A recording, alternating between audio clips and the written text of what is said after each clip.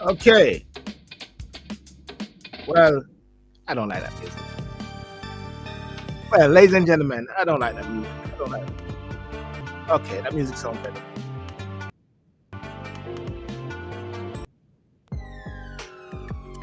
Okay. Well, ladies and gentlemen, welcome. I'm not feeling the music in a way. I was trying to get the right music on. Welcome and thank you so much for joining me on Talking Sip this Saturday evening. And let me just do something here. Change the tone. Take it down. Take it down. Yeah. 1 2 1 2. Yeah, that's good. How does that sound? Does that sound better? I think that sounds much better. Well, ladies and gentlemen, I want to thank you so much for joining tonight on Talk and Sip. This is the 29th of the 1st, 2022. Great day, exciting day. I believe every day is an exciting day. What can I say? But I want to say, I don't know if you know that this day, 2019, we lost someone, and who we lost was James Ingram. We lost James Ingram. There is great soul singer. I I would say James Ingram was my mentor, if that makes sense. How can James Ingram be my mentor when I'm not a singer? But honestly speaking, I believe that I grew up on James Ingram music, you know, all these beautiful songs that I used to sing as well. And yeah, 2019 he passed away this day. James Ingram, great, beautiful soul singer. And the thing about James Ingram is that I wish I could play the music, but I can't. If I do it, I'll get copyright infringement. So no way will I touch it. I think last week we got a copyright infringement on one of the track that we're singing when Vanessa was singing a song, and somehow it got us. So we weren't able to, yeah, fortunately, it's okay. So I can't allow any singing. And if there is any singing, the singing has got to be, what should I say, original. The music will have to be original as well. And as you come on, ladies and gentlemen, I would like for you to share the video with your friends on YouTube and on Facebook. Instagram, we are not on Instagram, but even though we're not on Instagram, I got an Instagram out there just to direct people to say, hey, come on over, to YouTube. Okay, gonna have 2 hours, and and tonight, hi Heidi, and how are you?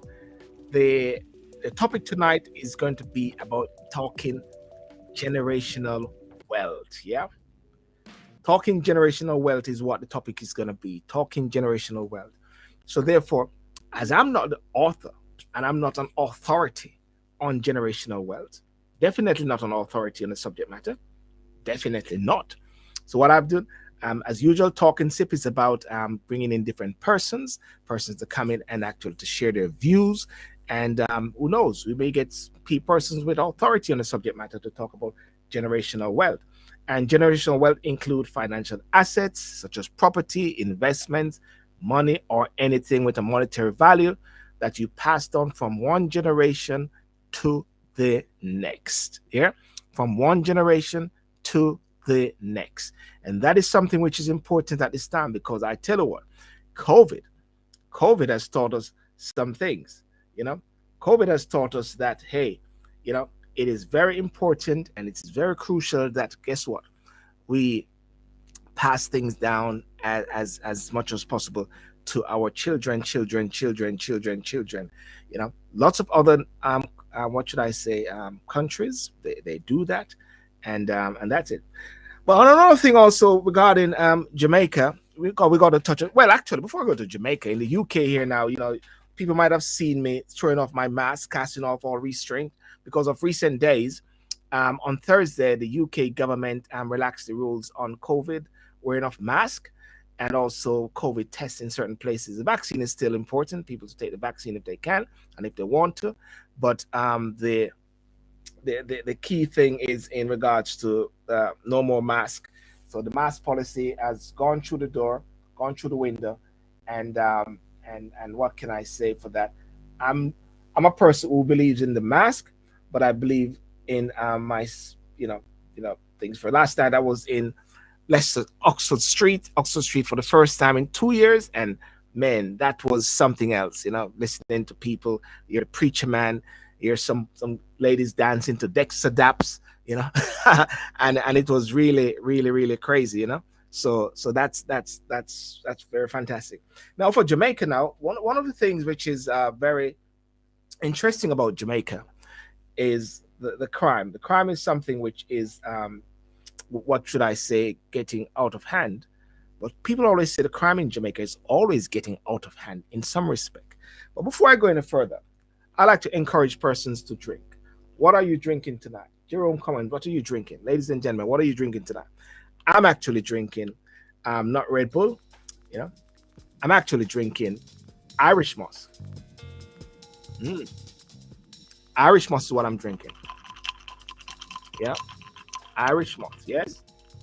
You're having Malta there. Okay, you're having Malta. Good man. And I got some backup wine as well, or stuff like that.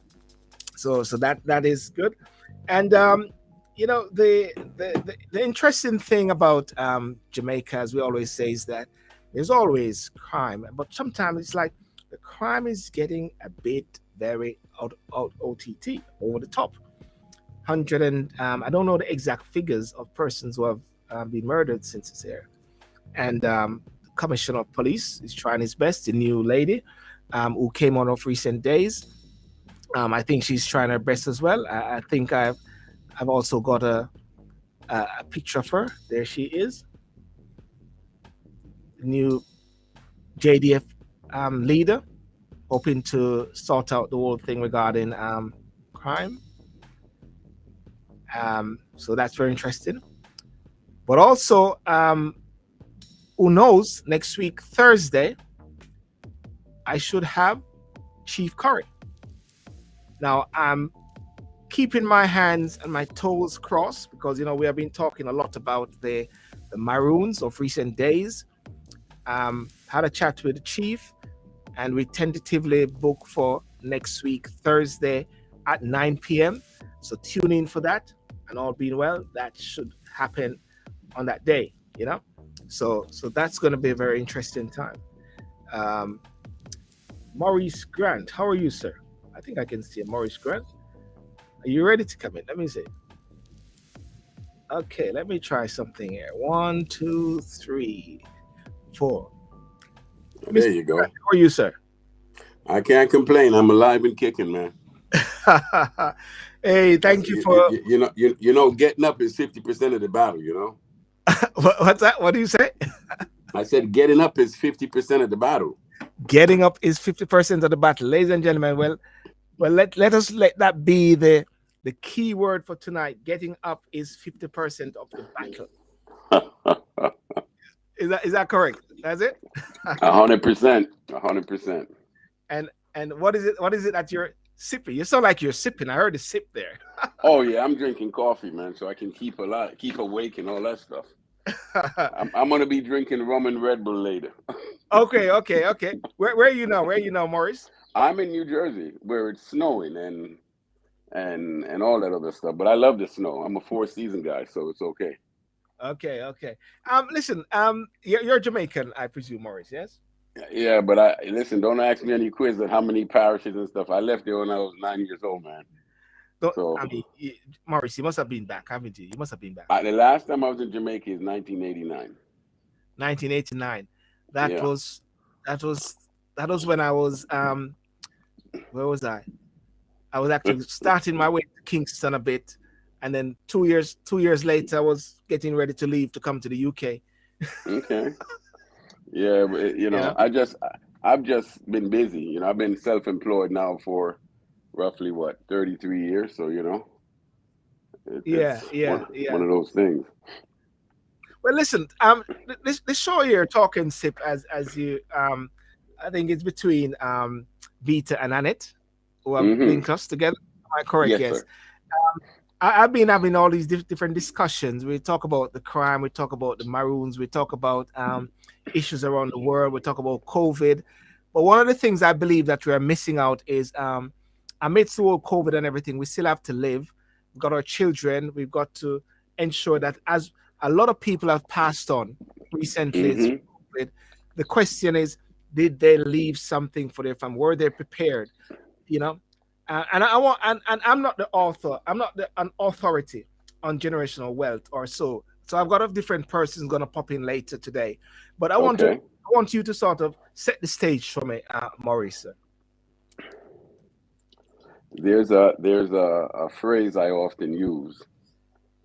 In a world of give and take, there aren't too many people who are willing to give what it takes, Yes. and very few can take what it gives. Mm, And so we want things, but we're not disciplined enough to put in the time to get it. yes. And that's with anything. So if you're going to start with generational wealth, you have to start with the kids. You have Yes. to start with educating the kids. You have to start with getting them to understand who they are. There is a saying that there's no future for people who deny their past. So you have to know where you are before you know where you're going. Yes. Yes. So I think it said that about 70% of the generational wealth never make it past the second generation, and Mm, 90% never make it past the third. right. So most people don't even have a will. They don't even have life insurance. They don't have a trust. But you have to define what is generational wealth. It's actually leaving something for your family, if you will. But how can you leave something unless you have it? Yes. And then in order to have it, you have to design the foundation to get it. So it starts with knowledge, number one. Mm, Like for me, my I put my three sons through private school. For me, that was important. yes. Today, one is an attorney. I pushed that. My youngest son works for BlackRock. I don't know if you know who those guys are. But I hear Um, about it a lot through some thing that's different connotations to BlackRock, but it's a successful company nevertheless. Yeah. yeah, and then my middle son is a basketball player. So, you know, um, but what I did initially, I set a trust. I did some trust and put some things away, early on, so that it would work for me. The next thing that I did was I got involved with real estate. So it's the bottom line is you got a plan. You Yes. got a plan. You have to have first. You have to have something that you can leave. You have to have a business that you can leave. Yes. If your business, if you're an attorney and your son is not an attorney, you can't leave that for him. So outside of your professional practice, you have to be able to get into some kind of investments Mm. that would, facilitate that type of leaving something for your kids. Yeah. Yeah. That's very important about leaving something for your kids. I like what you said is that you start off first with the children. That's Hmm. the base. Hmm. Well, you know, once a man, twice a child. Yes. So that's how critical it is to be a child. If I'm going to leave something for you, I got to prepare you to be Mm. able to accept it. Yes. That's why most people that win the lotto in a couple of years they go broke. They weren't prepared. Yes. So you have to have a plan that would accommodate that which you're going to leave for your kids. And and So, and and do you think let's make it specific to the black community. hmm um okay, you're in the States, you can speak for the authority there. And generally speaking, do you think that we are very good at that in comparison to other race like the Jews or so, well, the problem with blacks, if you will, Yeah. because we are so such a mishmash, if you will. Yeah. Um, we don't understand, or we don't have the discipline of saving. Here's the situation. You work $1,000 a week, right? Yeah. And the new iPhone came out. and it's for $1,000. Mm. So come Friday, you work 40 hours, you take that $1,000 and you buy the iPhone. What you've just told your mind is that that's what your 40 hours is value, a phone. So Wow. we have to reclassify what's important. We have to learn that if we get $1, we can only spend a quarter. The other 75 got to be to help pay your bills Yes. and savings. If you don't do that, what do you have? And then you have, you have to find out what your gifts are.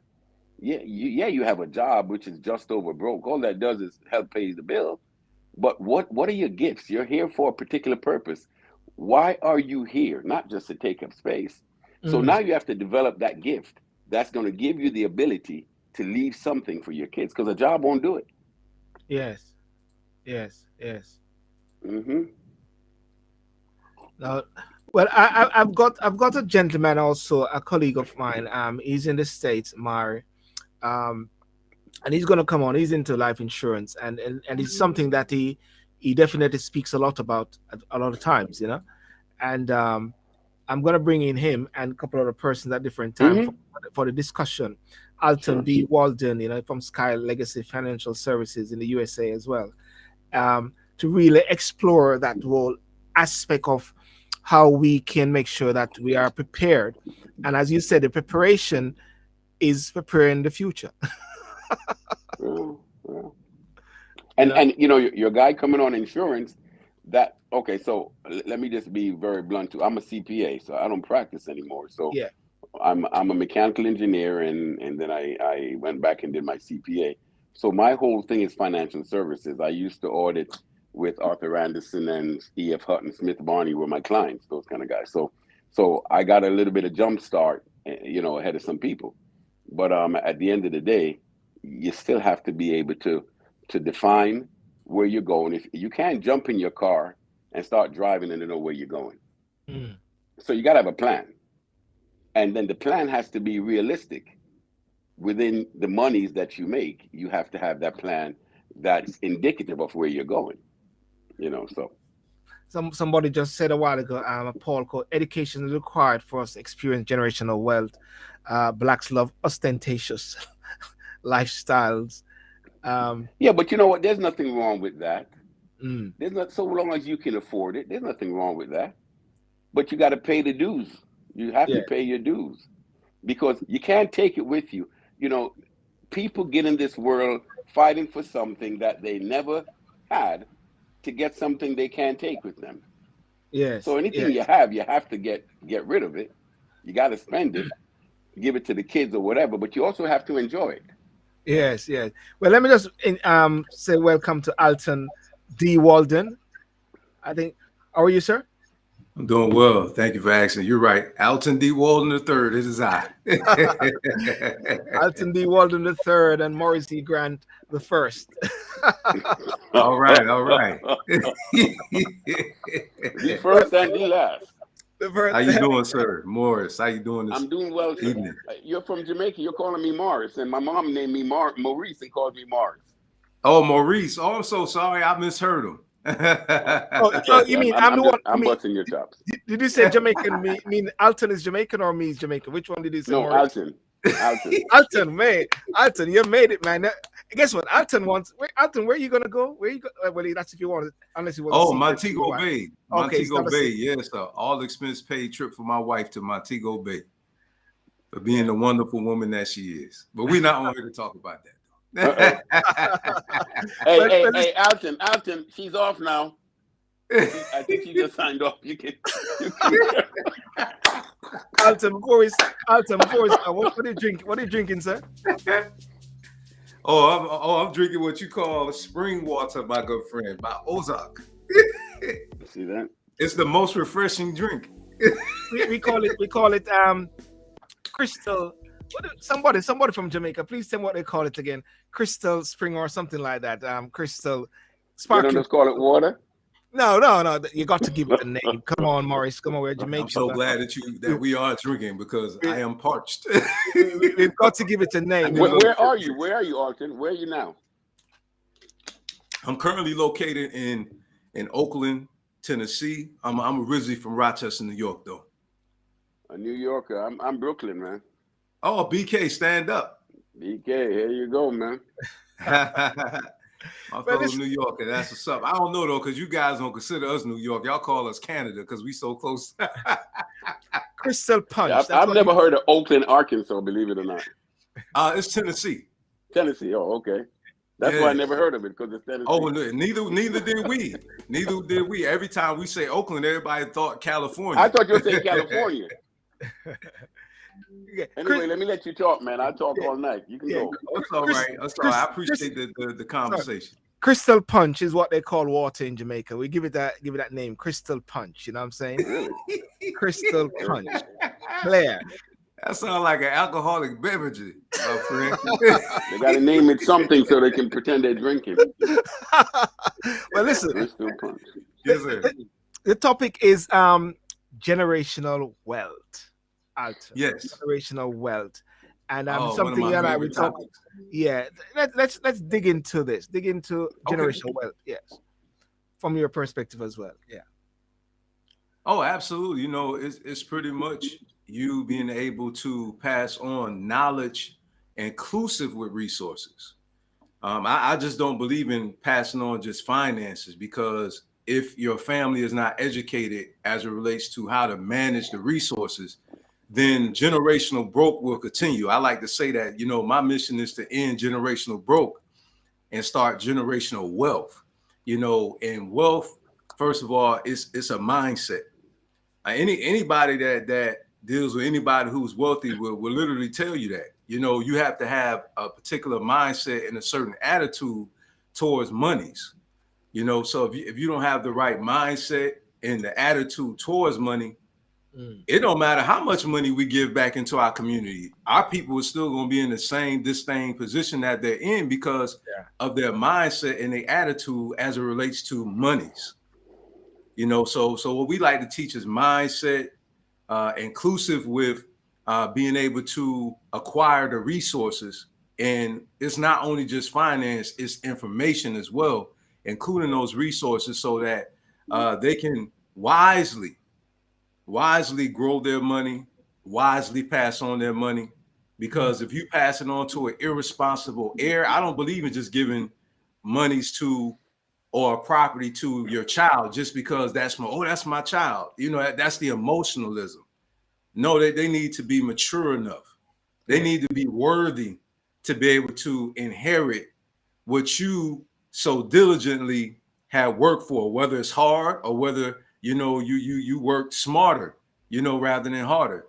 You know, you don't want to pass it on to somebody who's going to squander the inheritance like the prodigal son, right? You know, so we want to make sure we pass it on to a wise heir so that the monies can continue to trickle down into the right hand so it can keep on funneling and go from generation to generation. And in respect of like insurance now, that is one of the key areas as well, because many people sometimes think that insurance is about just yourself, but actually there's that other aspect of leaving something, making sure that the next of kin is perfect. Now, I know you transitioned. I know you transitioned of recent years. Should I say years, where you're into you have clicked into, because you're a person who so much want the empowerment of your people. Absolutely. And I believe that is something also of Morris, empowerment of your people. So give us that idea out the way now. You have set the stage about generational wealth, but how do you actually dig in to ensure that this level of generational wealth with the empowerment filters down to our people? Excellent. Thank you for that question. Yeah. You mentioned life insurance. Life insurance is a wealth building transferring tool if you have the right policy that covers both. Yeah. And the reason why I say both is because term is literally just for the beneficiary. However, cash value life insurance, which has an interest-bearing savings accounts that's attached to it that gives the policy owner access to the cash, it benefits the policy owner and it benefits the beneficiaries as well. So with that being said, life insurance, it empowers the family to be able to inherit the monies, and again to be able to pass the wealth down. Now, here's what I teach people though, is that you have to teach your children about various financial strategies that will economically empower them, teaching them how to own nothing, control everything. Yes. Okay. And what I mean by that is when you start getting into a system over here called trust, I won't speak a whole lot about that because more so in the private sector. But when you start actually structuring your business properly, you're able to funnel the monies through that business, and you're able to protect your assets as well, which, you know, you have liquid assets, which is cash, you know, and I know the gentleman, he knows what I'm talking about, Mr. Maurice, he knows what I'm talking about. You know, you're able to protect, you know, your liquid assets as well as, you know, your other properties, your real estate, if you will, you know, things of that nature, and be able to teach them how to properly structure it, because we could build it up. And this is what I teach. I call it the GGSP, the gain, grow, sustain, and protect. You know, teaching your family how to not only gain the wealth, you know, but how to grow their wealth, how to sustain their wealth, and how to protect their wealth. And I think that that's what hurts us a lot, is that we don't understand the legality part. Like when somebody does pass away in the United States, there's an inheritance tax, and, you know, learning all these various strategies, protection strategies, you know, as well, to be able to protect what we put in the sweat equity for over all those years. Yeah. So how we do that is by doing that, and, you know, pretty much structuring that financial shelter to literally be a shelter of protection, also a durable structure. Yeah. You know? I want to thank you for that bit there, because I'm bringing the whole coming from different angles. Okay. Let me just introduce Dr. Ransford Davidson. Sure, absolutely. Now I had to bring in the Jamaican. Now he's in Jamaica. Now he's in the sun. He's not a rude boy. Is he not a rude boy? No. Good to be here. How are you, sir? I am great. How are you doing? Nice to see you guys. I've been listening in, and it's pretty much an interesting topic. And what are you drinking? What am I drinking? Water. Oh, wow. My fellow waterman. That keeps you healthy. Crystal punch seems to be the key thing. As much. I just want to. We tapped into the insurance, and Doctor, you got a short time, isn't it? I think you got a short time. Yes, indeed. Yeah. So you're into. Tell us about yourself first and what you do in Jamaica, and then from the angle there, sir. Great. So I'm actually in the banking sector in Jamaica. I've been working in the banking sector for approximately 22 years. Are you charging those people those high fees? Are you the one charging those high fees in Jamaica? No, I'm not the one. I'm on top of the news. But you know that has an impact on generational wealth, right? Those ideas. Yes. It does. Right, but I've been in the industry for a number of years. I've worked in quite a number of areas too. As you know, our organization, it's sort of multinational, and our company covers a number of areas: insurance, banking, investments, IPFs, and so on and so forth. So I have the background in that particular field, and I have seen it firsthand, even with respect to generational wealth. How some persons would have suffered, and how some persons would have garnered successes in the field based on the sort of decisions that they would have made in the earlier stage of their life. So I really commend you, Stillborn, on taking on this initiative. This costs such an important topic, which of course is synonymous with a sound, strong financial system and economic system, which is critical for any country like Jamaica. And O'Neill, let me just O'Neill is one of my co-hosts here. O'Neill Cross, how are you, sir? I'm doing good. How is everyone doing? I'm good, man. Seems like, Michigan, New Jersey, Brooklyn. O'Neill, where are you? Michigan. Sorry, is it Michigan? Sorry, my apologies. No, you keep forgetting. I'm in Virginia. Virginia. Yes. It's a takeover. Let's go back to Ransford there. So, one of the key areas that your bank, Jamaica National, that deals with empowering people with generational wealth? How is it that they go through? Because you're not talking about insurance. Right. So and one of the critical And O'Neill, you things, can come in when you want. Yes. Okay. yeah. And one of the things that we really need to point out here, Silborn, is that oftentimes when we think of generational wealth, the first thing that may comes to mind is a passing down of financial assets, such as property, investment, money, or anything of monetary value. But oftentimes we miss one key aspect, which is really the intangibles, like financial education, values, and habits, which are equally an important part of the equation.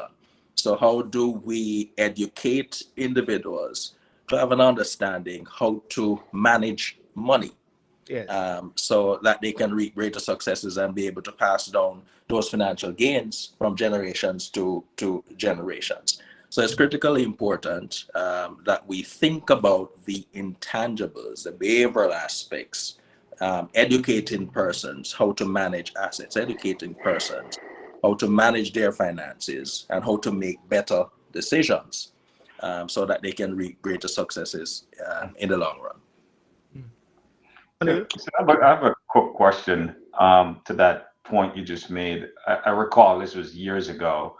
A couple of the banks used to go around to the primary schools and the high schools, and they used to go with these little, I forgot what they call them, vans, to sort of start that process of teaching kids at the high school level, what financial literacy is. Do they still do that?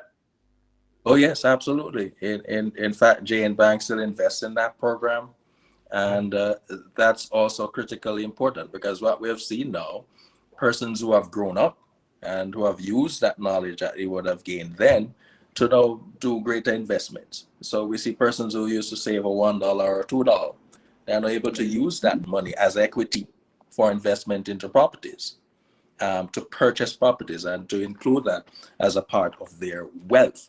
So it's areas like those that are critically important in terms of raising financially independent adults. And so that is very important in terms of building lasting wealth. How do we educate the kids in school to develop those habits and to nurture those habits, so that when they grow old, they will be savvy enough to make some of those decisions that will, of course, aid with Can I jump in here a second? Yeah. I'm listening, okay? And I, as I said, I've been self-employed for 30-something years. Everything I've done is based on, my own generating capital, so to speak. But if we could, and I don't know if this is being aired somewhere else, but if we can just give some pointers as opposed to just giving generalization, like do this, do that, do this, do that, do this, do that. Yes. Because I think, we're in the ballpark, but nobody's getting up to bat, if you will. So, that's why I started with educating my kids. Yes. Because you got to start somewhere. And assuming the person that quote unquote has the wealth, well, if you have that, you know what to do because you've gone through something. But talking about generational wealth, who are we speaking about? Are we talking about the average Joe?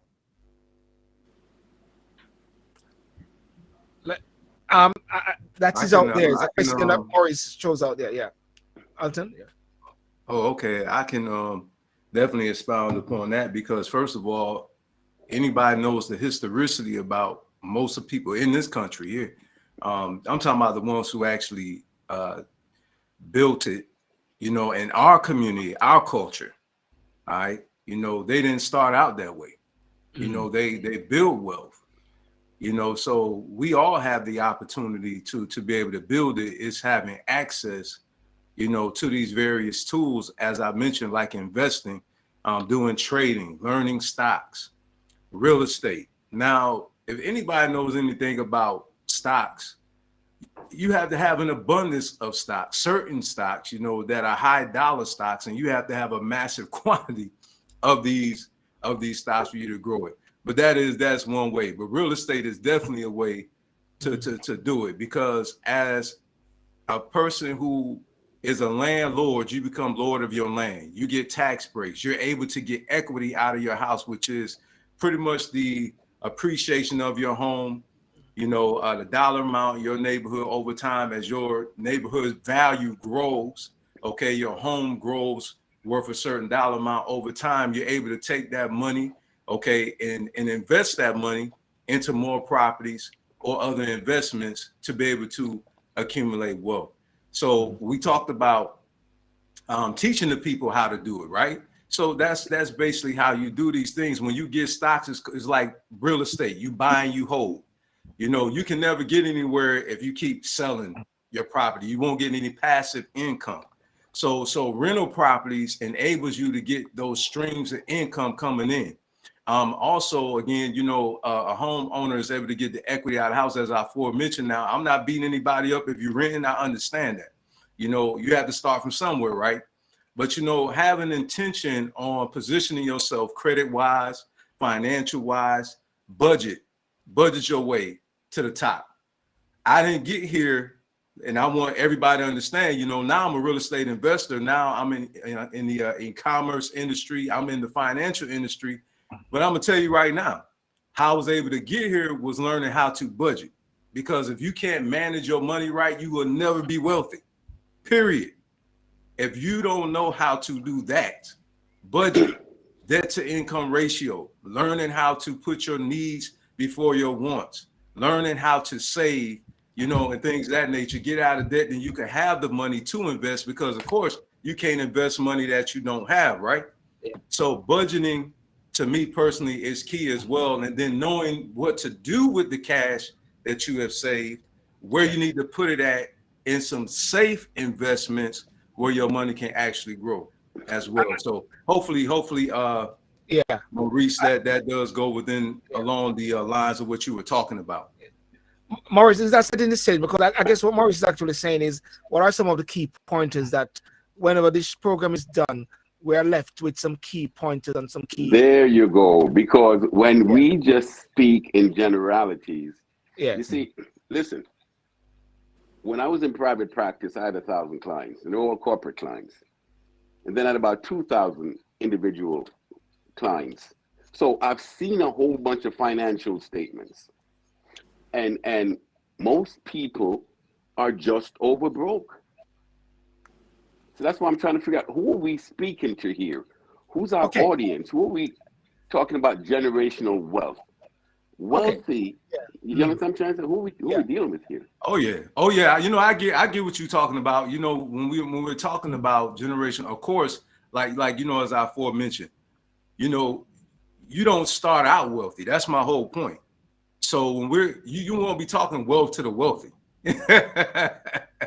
You know what I'm saying? That's why we talk about building generational wealth. So you know what I'm saying? Somebody that's already wealthy, you know, you don't have to talk to them about that. Okay, let's talk real estate. Yes. Because I'm a real estate investor. Okay. Mm-hmm. So yes, sir. Likewise. Real estate. Mm-hmm. So if you're talking building, every building has a foundation. How do you create the foundation for this building? Okay, let me jump over to Maurice. Let me jump over to Maurice. Okay, can I say something there?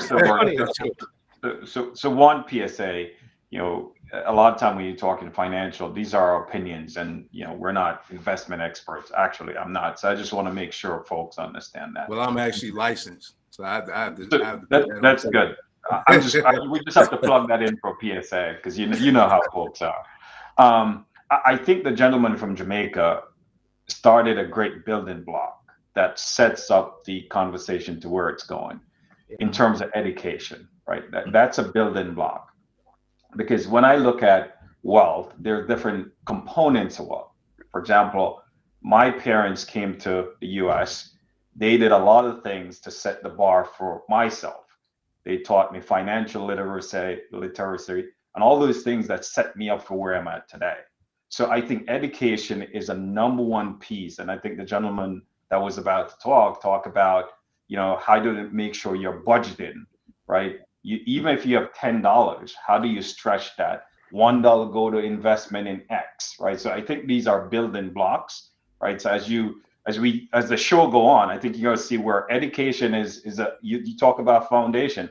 That is a foundation, and that's an important piece of the foundation. So I just want to set the stage for that. So I jump over now to Rainsford now. Right, and that's a great point. Right now, as it is, generational wealth cannot be defined as equitable. Now, how do we get generational wealth to a more equitable place just for everyone? There has to be a starting point.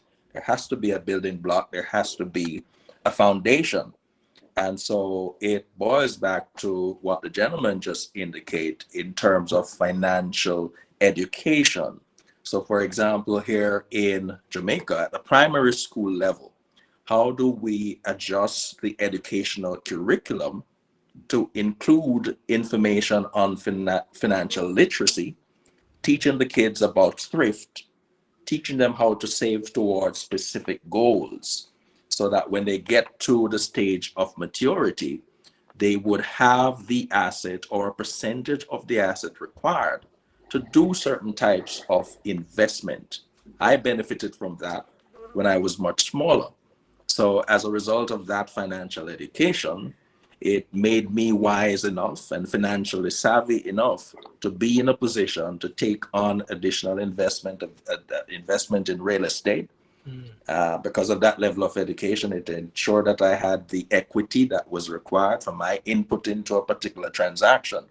So we have to start somewhere with respect to educating all our folks to ensure that generational wealth becomes more equitably right across the board. And it's not just for the man with $1 billion or the man with $1 million. We have to find a system and build a system where everyone have access to this system of wealth. And that is really a foundational point and a starting point for all of us. It may be, for example, we were talking about owning our own business. In school, how many persons have adjusted their curriculum to include, for example, training in entrepreneurship. A lot of students comes out of school and they have all the theory that you can think about in the world. But with respect to the practical approach in setting up a business, in maintaining a business, in making your business sustainable, in making your business profitable and successful, quite a number of them lack those skills. So financial education is critically important as a part of the process and a part of the foundation for generational wealth. So that's number one there. And then Marlon just put in Jamaica, we used to have our bank books at school at early age. I just found my red bank book that I opened up at primary school. It had $20 in there because every Friday you get to put 50 cents in there, whatever the case may be. I don't know where that money is, Ranch, but it might be with NCB. But I just found. So that's the number one thing the gentleman asks is education. Yes. I think I was speaking to Vita earlier today, and she said she still have that red book. Let's see if she is. Let's ask her if she comes in today. Well, she might not come in now because I want to ask her how much money is in it. If I may inject too, please, Alton. I love what the gentleman, Mr. Maurice, had brought up. About who is it for. We just have to face the reality because we're all family, and this is a family discussion. So we all know that this type of information is not accessible to the average person. Anybody knows, I'm talking about in America and anywhere else in the world, we just got to just keep it real. Most of the systems that we're dealing with in most cases have been colonized in most cases, so a lot of these things that we know today, is a system that the Eurasian, actually created. So a lot of us as Black people, African, indigenous, whatever term you want to use, whatever you're comfortable with, we didn't have access to that information, right?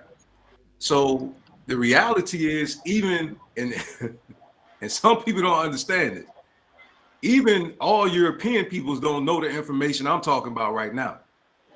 When you're talking about business credit, You know, in the United States, and I only can speak for the United States because, as we all know, that's where I'm based at, right? So in the United States, you have what's called business credit.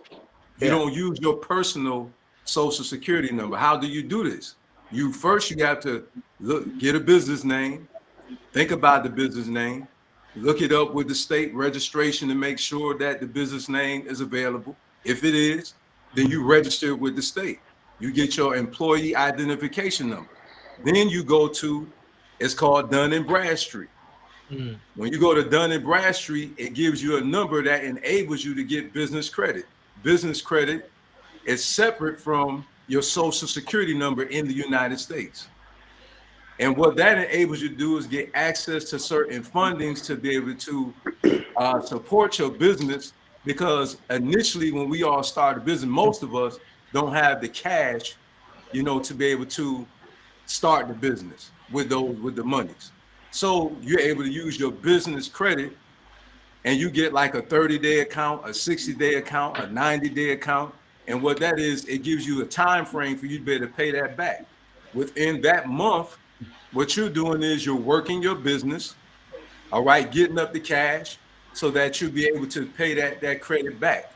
And what it do is, as you pay it, it increases and enables you to get a higher line of credit, right? So these are some ways, because we talk about the foundation structure, how you go about doing it. So like we talked about, we don't know how to do business right now in the United States. That's what gets a lot of people denied, not only because they're Black. Okay, now that is a part of it. We just gotta keep it real. Yeah. But on a business point, me being a businessman and me actually helping people with business credit and helping people to build businesses, some people are denied because they don't have the proper paperwork as well for them to be able to do it. So why is it important? Everything I aforementioned is because of this, because you have to have a business bank account. Yeah. You know, when certain banks are looking at you to see whether or not you're fundable, they're going to look at how long you've been in business. You know, they're going to look at how long you had your business credit, right? They're going to look at, is your business legally registered? Do you have the right address? Do you have a business phone number separate from your actual personal phone? Okay, so now I'm giving you some game here. You know what I'm saying? For those who are in the USA. Now, I don't know how it works anywhere else where you gentlemen are at, but here, that's the way it works. You got to have an actual address for your business. You know, depending on what type of business you're running. Like for me, a real estate business, I cannot use my home address as a address for my business, but for an e-commerce business, an online business, I can. So, and for that particular business, the real estate business, I can't have a P.O. box. I got to have an actual mailing address for that particular business. So Alton, so Alton, what you're talking about is setting the stage. I'm getting a feedback from someone. Let me just mute. Yeah, because, you know, like, and he's right, because, you know, if we don't really explain to people how to do it, for them to know how to set it up, how to structure it, you know, we just say, oh, start a business. So, you know, what I just wanted to do was just give a little input, because I know some people on here from America. Yeah. And I've come to find there are a lot of people who don't really know, like, for instance, the EIN number. You can get that for free. You go onto the IRS website and you actually put your business information in there and you get your EIN number for free. But a lot of people don't know that. Some people will pay somebody $500. I'm going to pause it for a second there. I just want to go back to Ransford, no problem. Because Ransford, I'm just mindful of your time. But before I get on to Ransford, I'm getting a feedback here. I'm just seeing where it is coming from. I think. And then, Tilburn, I have a follow-up for Alton. Yeah. Well, before I go into Alton, there, let me just say hi to Corey. Corey, hi. How are you doing, sir? Yeah, I'm all right, man. I'm just listening. Yeah, Corey's in the UK, and Corey, you also do insurance as well. Yeah. Before I go on to O'Neill, Corey, just say hi, you know, and what you do. Yeah. And then hi, guys. I'm in the life insurance business, and I've been listening to you guys. I like a lot of things that you guys saying. I do like a lot of stuff about the education, and I'm like in school and things. But I think another thing, our Black people too, we need to change our mindset where where business is concerned, because I can see like a family, they will have like a business, right? But their kids will go to school, but they would divert them from that business where that child could have gone to school and educate themselves and come back to that business. But they don't. They go and look at job. I don't know if that's a lot in our black community. You don't find out with the Asians. Yes. They all run the business together. So okay, we're gonna come. Yeah, sorry, Corey. Okay, we're gonna come back on you, Corey, but just say hi to Jody because we just needed to get a female touch voice inside here. So hi, Jody. Hi, Jody. Jody, say hi. Hi, Hi, Jody. hi everyone. Hi, Jody. Good evening. Hi. Hey, Jody. Okay, so we got the lady's voice now. Okay, go back to But O'Neal. hey, come back oh, to you. can I just wanted to ask the doctor a quick question. Yes. You said earlier in your the last statement you made that we have to build a system. Now, because I'm a roots guy from ABC, what is that system? Right. So if we're talking about creating a system that facilitates equitability with respect to generational wealth, it means that there are a number of things we're going to have to change. We're going to have to change the culture, and we're going to have to change the mindset of our people. And again, that goes back to educating our people enough to understand how to make those critical decisions, whether it be in real estate. Alton spoke just now with respect to business credit. So, for example, as Silburn will know, here in Jamaica, we have a lot of small businesses that are informal businesses. And so because they're informal, they are denied access to credit because one, they're not registered. Two, they don't know how to just put in a proper accounting system for their business so that they can present their financial information to the bank in order to access credit. Two, some of them don't know how to simply manage their finances. So as a result, their credit is bad. So when they go to a bank to access capital, in order to expand on that business and build generational wealth, they can't because they lack the knowledge and the education in terms of how to approach the establishment of a business or how to save towards specific goals or how to invest in real estate. So we need to change that culture and to build that sort of a system where everyone has access to this information in terms of how to set up a business, how to implement your accounting systems, how to register the business, how to access capital from the bank, how to expand your business, and so on. How do we create? And that's a question we all have to ask ourselves. How do we together inform and create that sort of a system where every man will have access to an equal part of the pie? Yes. Think about it. That's a good point there. And I want to, O'Neal, sorry, O'Neal, I don't want to listen to what you're saying. Yeah, sorry. So I want to follow up with Alton because, one of the things that we, there are multiple different paths to wealth creation, right? So Alton, if there's and I'm just make up a scenario, there's a 22-year-old, 23-year-old just coming out of college. They're getting a job making, let's say, $75K a year. What advice would you have for that 23, 22-year-old that just getting that first paycheck? What advice would you have?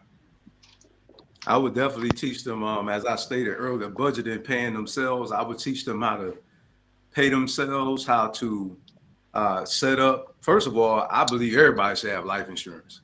Even them, because a lot of them, they think, oh, I'm young, I'm healthy, everything's good. But their parents, if they leave here, their parents will have to bury them. So I would definitely teach them to put some of their cash in a cash value life insurance policy where they can get an interest bearing, policy, and also for them to get a tax-free policy there. I would definitely talk to them about diversifying, looking into, like we talked about, real estate, getting passive income, taking some of that money, start investing it in real estate, because it have nothing to do with their age. They may be young, but they can definitely set up, some real estate and start generating some passive income. And I would teach them how to structure that business, because, again, we're real estate investors. I would teach them how to get access to cash without using their credit. I would teach them, the actual rules to the game, the financial game, and what they need to do in order for them to establish themselves. They have children, I would tell them to definitely start, investing in a cash value policy where they can, build up funds for their children to be able to go to college tax-free, to be able to withdraw that money. I would teach them to start things like that, structuring a financial structure for their family, and Can I jump in here a second? Sure. You're talking about a 22-year-old kid. And Okay. I'm talking about, I'm in America like you, I'm in New Jersey, right? Okay. Been a CPA for 30 years. Okay. So, Yes, sir. This has been my life. Mm-hmm. You're talking about Medicare, Social Security that's taken out of that. Okay. So they have very little to start with, to begin with. Right. So when my son is 26, my youngest son is 26, he make about $220,000 a year. Okay. And yet he cries about not having enough money. Right. So what I had to do with him is set him up in an LLC. So once you start doing that, then you have him partner up with people that you know. So that's $75,000, whatever he paid in federal taxes, you can get back at least 60% of that. Then you take that and start investing. Because at the way they get paid every bi-weekly, monthly, or weekly, there isn't enough for them to invest in real estate. Mm-hmm. So from my vantage point and what I've seen and been a real estate investor for all these years, as a matter of fact, I'm Doc. I'm supposed to be doing 2,100 acres in Jamaica, and our company set up in Cayman. So we need a good bank down there. So we'll talk. Okay, great. We'll talk. I'm sorry. Anil and I, we he slipped need that finder's business fees. drop in there real quick. We need to get finder's fees. We need to get finder's fees. Don't forget that, okay? I'll help you But create generational wealth. just to give you an idea, and I can't get into it too much because it's still, we haven't broken ground yet. But I mean, we're basically doing a self-contained city in Jamaica with about, that will comprise 20-something thousand residents, a hospital, a school, the whole 9 yards. So Kingston will get a break when we're done, because we're trying to start an exodus away from Kingston to make the city a little bit less crowded.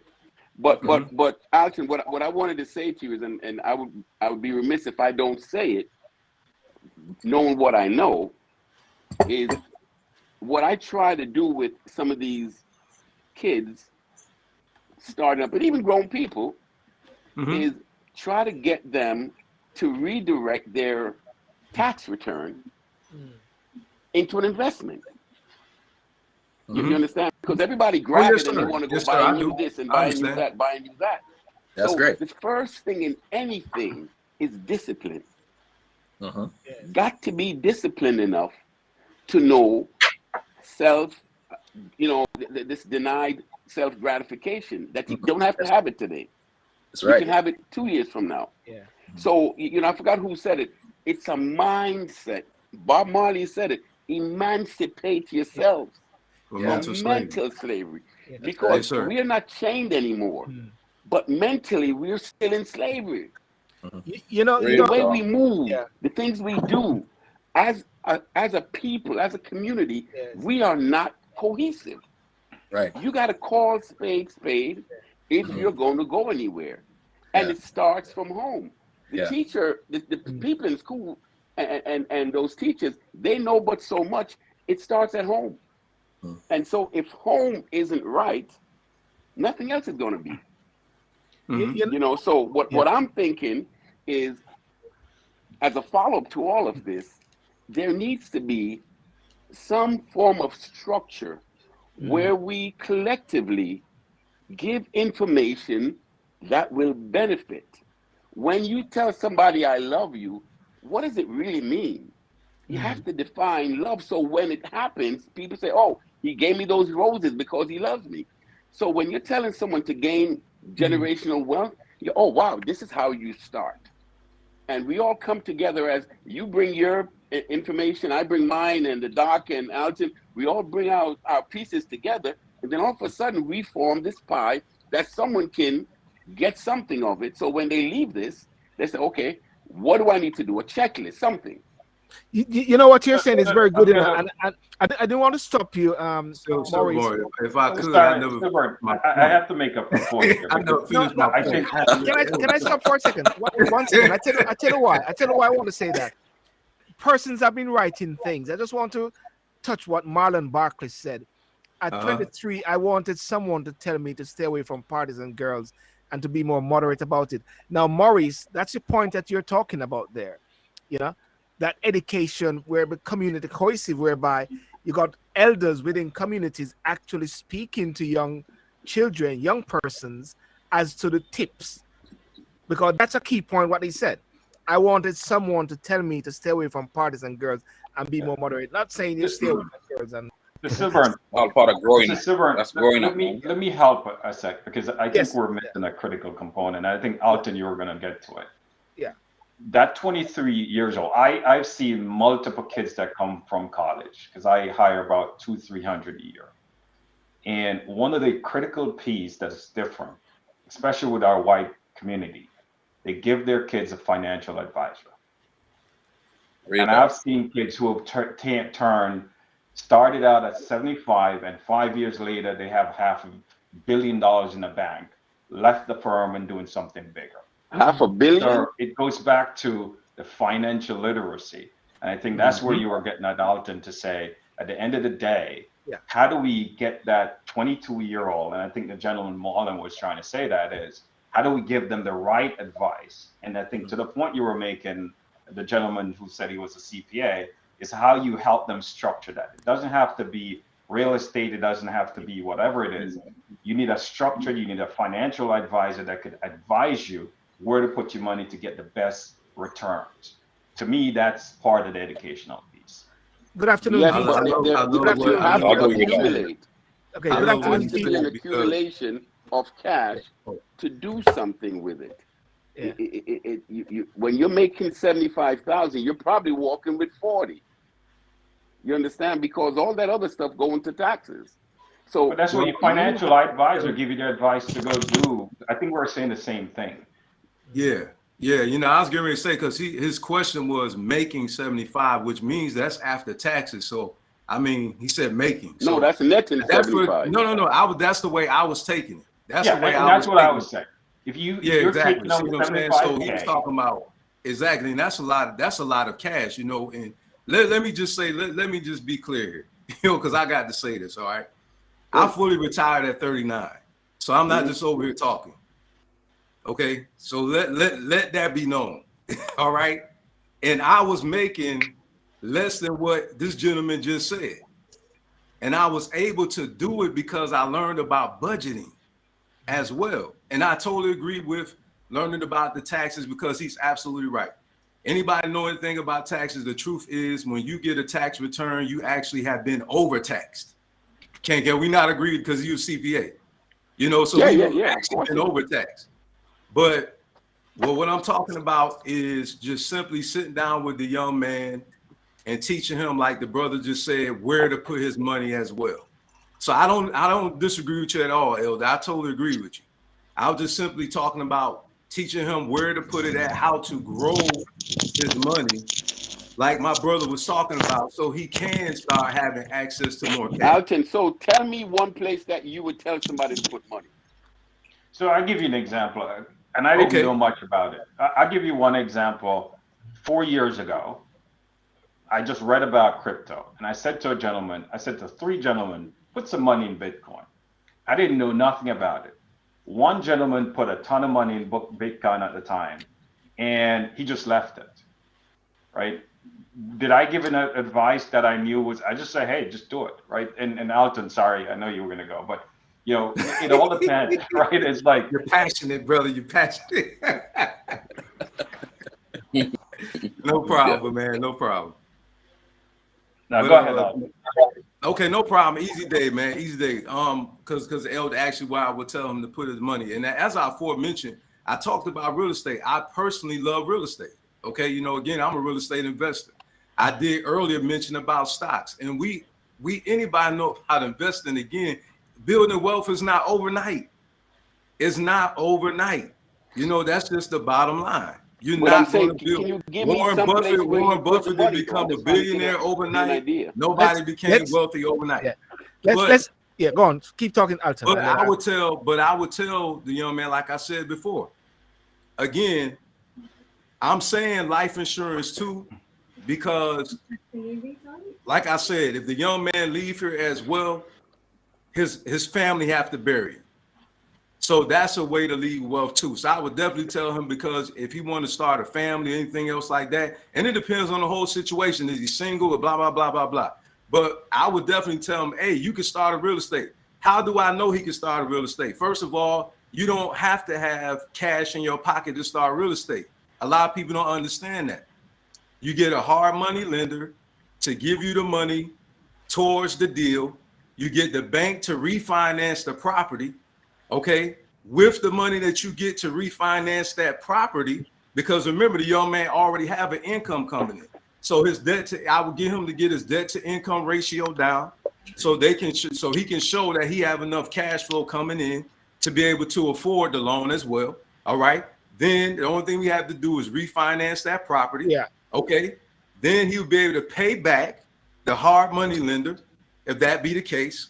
And then he has a passive income property that's coming in. He charged the tenant enough to be able to pay back the loan and to be able to put some money in his pocket. So I would definitely teach him about those type of things like that, about comps and looking at the different area, how much he can get for that particular property, and etc. I would definitely encourage him to start. Thanks for that, Alton. So Alton answered where you're gonna put it. I'm gonna go to Vita. Vita, where would you? All right. Hi, Vita, how are you doing? Good evening. Hi, I'm doing great, thank you. And I must say that I really respect the knowledge base and all the different ways of making money. And everybody who know me know that I'm intrigued when it comes to money. Other things too, I know. Money. Give me some of yours there, Vita. So, we see. You still have that red book? You still have that red book, that bank book? Oh yeah. So when I was 6 years old, they have the mobile banking in Jamaica, and I was in VMBS. Right, so they used to come, and every Tuesday you have to take maybe 50 cents, depends on your lunch money, right? Or you ask your parents for money. Now, I was able to acquire a loan from the same bank in Jamaica that I started banking with when I was 6 years old. And it was that's something that Jamaica need to continue with. And I want to let just show something. See, all who know me know I'm going to come with a book. The book that changed my life and changed me into investing is this book. And I just want to put that out there, because this book changed me the way I think, because I was forced for education, go for your master's, go for your doctorate. And anybody who know me, I'm still in school. 6 years old, I started, never stopped. But what happened is that I was never educated when it comes to finance. And when I came to America, one situation that reached me was that you have to have credit. I said, credit, what? Who? What is that? So I had to learn how to get credit, monitor my credit. And this platform is mostly African American, as we're called here in America. And I used to be teased that, oh, you have white people credit. When first time I heard that I have white people credit. Well, what do you mean I have white people credit? Because the average African American do not have good credit, because we are not educated in knowing what is good credit. And you can go out there and buy a car with zero down. You can buy a house, depends on your way of life, with zero down and get real estate. And that's why I respect Mr. Walden, because the fact is that, yes, with the business side of it and all that you have to have in America was a learning process to me. And I'm still learning. I'm still learning. And I'm very lucky to have like O'Neill, who is the finance dude, and Silburn, who can back me, you know, attorney-wise. And Mr. Grant, who is, I am so in depth right now for coming on tonight. I thank you. And to Jody, who is making that crazy money in Jamaica. I respect you all, and just saying that. Let's continue. What are the good things we can do with this platform is, how can we come together? It doesn't matter where we are in the world. How can we come together and build finance as a community and build and leave not Jamaican, generation wealth for the next generation coming in? I'm going to pass it over. Vita, when you said you were going to show the book, I thought you were going to show the red book with all the zeros in it. Oh, no. They don't use the book anymore. I just go online and you so silly. But no. Listen. I want Jody. I want to go to Jody. Jody is a businesswoman, and she got her sons. Jody, in regards to the bit about legacy and generational wealth, is your mindset there thinking about your boys? You know what I mean, leaving that legacy for them. And based on the discussion, what's your thoughts? Got to get the ladies in, All right, this evening is actually an excellent discussion. These guys know me that I talk about these things and changing education from an educational standpoint, how we help our kids understand what is real and what is life, and get them thinking about generational wealth, about money. My kids are very aware. I have a 10-year-old and a 4-year-old son. And my 10-year-old's mission is to become a millionaire by the time he's 16. And that's because I told him it's okay. A lot of parents are not open to that. The mindset alone tells them it's impossible to even earn $1 million a year. And because their parents' mindsets are like that, the kids are not allowed to dream. It's just like how when we were kids, we were told to dream to be princes and princesses and all these other things we were told to dream about, right? It's just the same area of the brain that has to be triggered, that has to be enlightened. And if the parents themselves are not excited about it, if they look like it's possible, if they make it seem as if it is impossible, and tell them, Pitney, go sit down, cause not no go say rich people think that, and tell them all sorts of things in their brain, it blocks the possibility of anything happening. And that is what we do in Jamaica here as a culture. Tell them, say, rich people think that, and you know, bother with that, and go and go do that practical, go and go get a skill, do that. Go and go look at work. Go and go look at work. I still can't understand that concept of go and go look at work. I still can't get that concept in my head.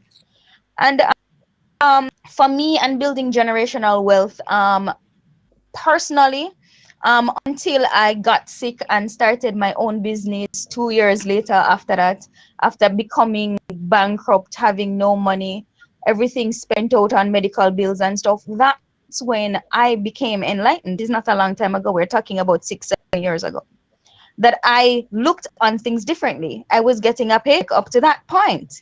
And when I was no longer getting a paycheck, I never have no passive income, I never have nowhere of getting money. I was sick and home and spent out all my savings. By the way, I had enough health insurance that was worth more dead than alive. By the way, Mr. Insurance Man, who was it? Alton? I know, right? Right? I had more. No, seriously, I was more rich dead than alive, because when it came time for my insurance, none of them could help me at the time. I'm sorry, I'm not bashing you, sir, but I'm just saying. So for me personally, I had to relearn, reculture how I thought. I had people around me at the time, so that was a good thing. People who said, you know, Jody, you should do this. You should make this investment when you start doing this.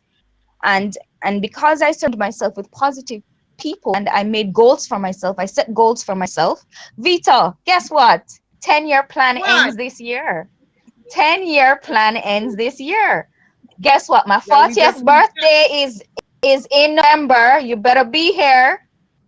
I will. That's my month too. So that's my birthday too. I'll be there. I noticed you better be here. So that means Silver. No, you see, the thing is with you, Anil. We don't know where in the world you might be. It's, yes, But if it's you just always happen, if you just happen, conversation. The show mash up now. if you just happen to be this fair, if you just happen to be this side of the hemisphere, of course you're invited. Jody, I don't want to cut you off. Just remember one thing.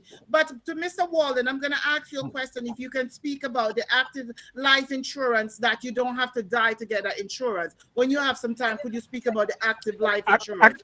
Actually, I want to bring in, if you don't mind, Corey Whitley is also an insurance executive there. Corey, can I just bring you in? Okay. And then bring in Alton after to that point that Vita mentioned there. Yeah. Or that which insurance, like we're talking like income protection. Right. So versus... well, I have that from work, but what happened is that there is a life insurance that you don't have to wait until you die to get it. Can you speak about some? I'm not an expert in it, but I know it exists. They call it whole life. Yes, in the States. We don't in the UK. Okay. So it's in the US. It's in the US. It's in the US. We're not in the UK. Sorry, let me just check. Wansford, are you okay with time? Because if you can let me know when you want to go, you know? Yeah, so in another 5 minutes or so, I'll be running. Okay, so whenever you're ready, put your finger up and you can say a last word and then. Okay. Hey, can I just say something to Jody? Yeah. Okay. Sure thing. Jody, I appreciate what you said, because more times than not, in the African American community that I've seen, bankruptcy is one of the main things. And the idea is, how do you rebuild from the bankruptcy? And normally you have to hit rock bottom before you get to I've never filed it, but I've lost homes, I've lost cars, I've lost because I had to educate myself. But then I bought homes for $5 million and I'm worth over $400 million.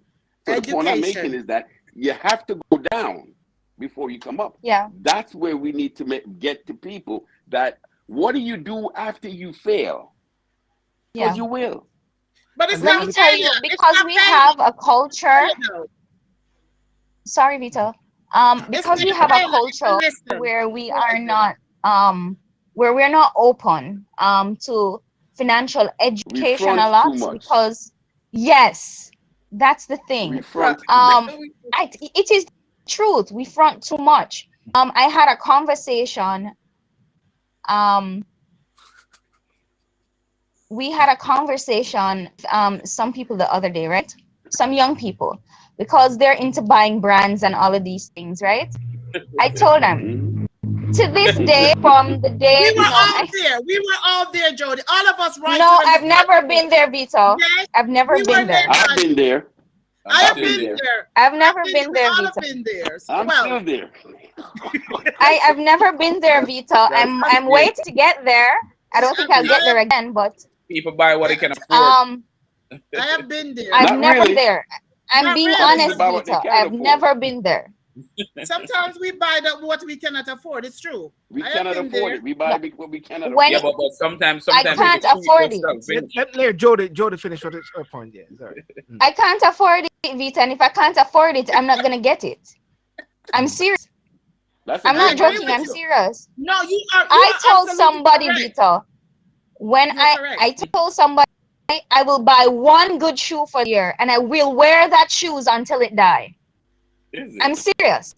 Jody, I can't agree with you right there. So, I'm telling you, if I have a financial goal, Vita, if I have a financial goal, I will buy one good pair of shoes and wear it all year. I'm gonna get Mr. Dr. Davidson, being at Jamaica National. What do you say about this case with the shoes in your final saying before you leave? You give us your last tips or your last tips. Yeah, I just want to say that it's great. It's great conversation, and it's really good to listen to the different perspective. And this is also rich information that, of course, can help generations. Now, I think that's that's I'm not sure who was speaking earlier with respect to the shoes. I'm not able to see her name, but that's a position that she took. However, creating generational wealth also comes with some level of risk.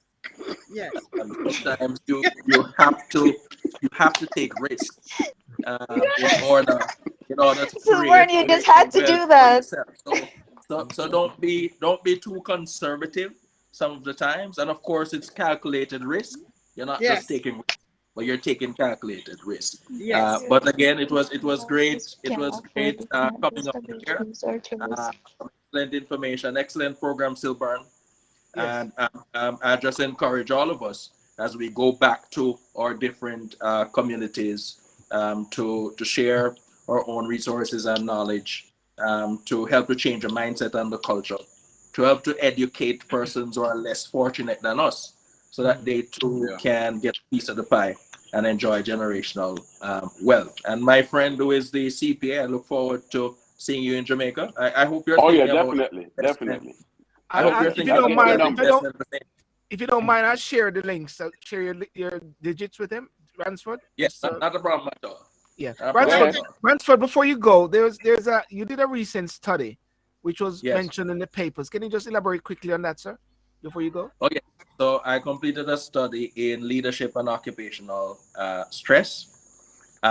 It's a study that was accessed international in Asia, Europe, and it has become a solid tool for companies and individuals who are dealing with the issue of occupational stress and how to apply various strategies in order to improve the situation in their organizations and so on. So reducing occupational stress also helps with generational wealth, to think of it.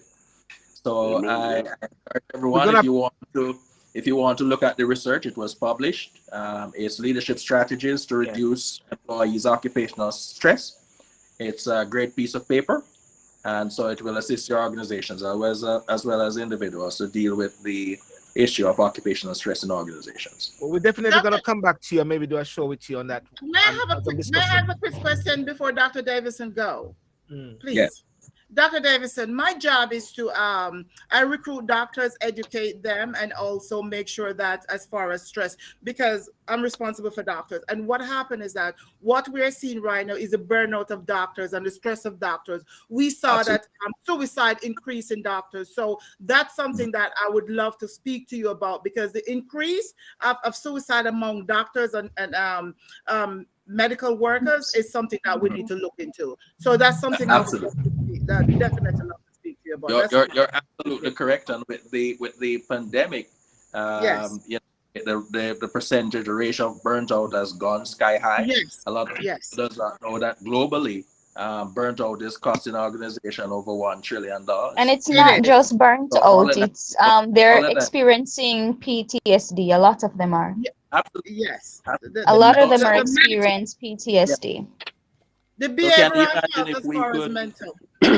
Yeah, just imagine if we could prevent all of that and invest those $1 trillion in the economy and creating generational wealth. Wouldn't that be exciting? That would Yes. definitely be. That would definitely be. But All thanks right. again. It was great coming on. Thank you for inviting me, Silburn, my friend. Great job. And Thank- keep up the great work. Thank you, sir. Thank you. And we'll keep in touch, okay? Have a good one. Good All job. right. Silver, Jody, I'm gonna share a story with you. I had this whole Mhm. thing years ago. I wouldn't spend more than $40 to buy a shoes. And then I went to the doctor. And Hold the on, you doctor can't said, my thumbs up. the doctor said, well, you could keep the $40 shoes and spend it with me, the rest with me. And I changed my mind, and now there's two things I spend a ton of money on: my shoes and my bed. Shoes. That's where you But spend that's the the most thing. time. I don't shoes and bed. let me tell you though, Anil, I will spend a lot of money on one very comfortable shoes that can go with almost everything. That is what I Just do wear because my black work. pants.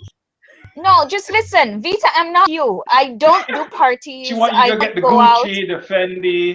I don't do that, Chanel, Vita. That's just not me, right? So I'm a very practical person, and my Okay. Okay. We want to make sure we pass the shoes down. Oh, sorry, not the shoes down. The money down. Can I just go to Maurice? Maurice, you said something which I picked up on, and I want to come back on this. You mentioned requires that. me being on the road almost. Can I just?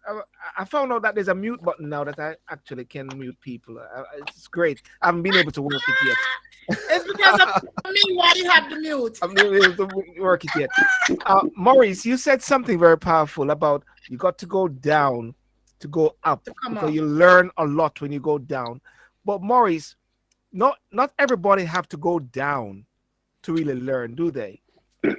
No, but the fix is in. The fix is in, and what happens is they give you credit, because I don't use credit cards. They give you credit to go buy something that you get a 10% discount and pay 18% interest. It's a mindset, and most people get saddled with that. And sometimes the only way they can get out of it is through bankruptcy, or Chapter 11 or Chapter 12 or 13. Yes. You understand?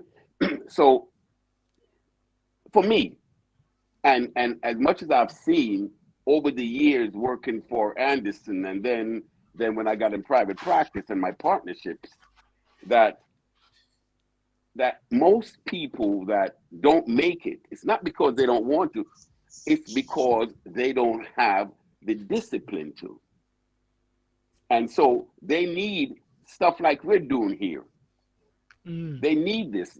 How? That's what I was trying to say. How do we get this in a structured way to people so they can, my kids are okay because I started when they were babies. So now the kids that weren't fortunate enough to have me, how do we get to them? Yes. Yes. Alton, I think you're muted. You're saying something, Alton? I think you're muted.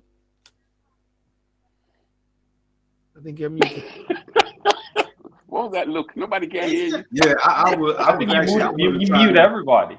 No, he's having fun with this mute button. He's having fun with the mute button. No, I'm not muting nobody. That man's not touching anything. Alton, I actually didn't have anything to say. I was just, my wife and I, we was having a dialogue, what have you. So I wasn't trying to say, but being that I'm here to answer, what was it? What is it? What's the queen name in the black there? Vita. Yes, Queen Vita. All right. Thank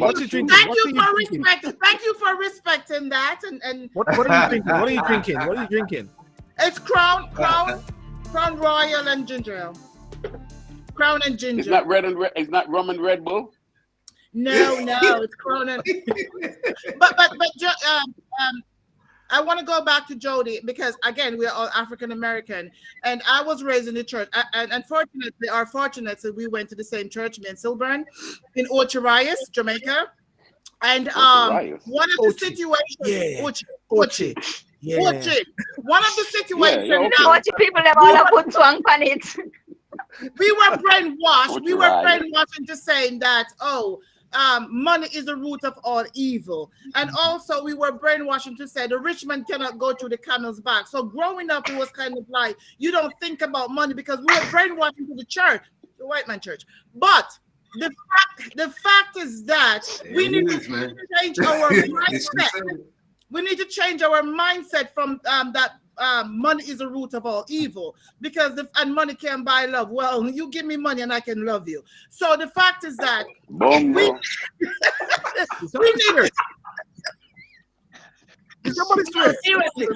change that mindset that money is not evil. Money is not evil, and that's what we were brainwashed into thinking, that money is the love of it. They say the love of it.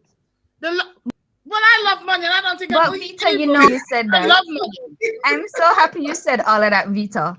No, seriously, I'm happy you said it, because I had a conversation the other day, and I said, why is it that we are not schooling our children that money, it's as important as oxygen? What do we learn that our basic needs are? Food, clothing, and shelter. What kind of foolishness is that? And we need to go back. It's messed up. That cannot be. But Vita, Where did that come from? Vita, clothing, shelter is basic need. That doesn't make sense. How do you get food, clothing, and shelter without money? Who started this? I want to tell you something about money. I want to tell you something about money. Money is energy. Money is energy. We all here are rich. You just have to claim it. You know, I was brainwashed into thinking that go get that education. So I get the master's. So go get the PhD. So I'm in school right now. Don't have a personal life because, again, I'm going for that because of the love of money. Nothing wrong with that. But if I had known what I know, instead of me putting 10% of my wages into 401k, I would have bought properties after properties. You know, and now, yes, I'm buying properties now, but I wish there was someone. My mother don't have the education I have to know that. I am schooling my mother now as far as saving her money and what to do. Now I have a 6-year-old who I opened a bank account and he wanted to play his games, but he had to get money. And he said, Grandma, can you please transfer money into my account? When I spoke to him about talking to him about finance, that made me really happy to know that my 6-year-old is speaking to me about banking. I learned about banking. Vita, you know, yeah. Maurice, want to ask you a Vita, question? I want to ask you a question. And not two things I want to say because I just want to balance what you said about the love of money is the root of all evil. The Bible also says that money answereth everything. All things, money and all things.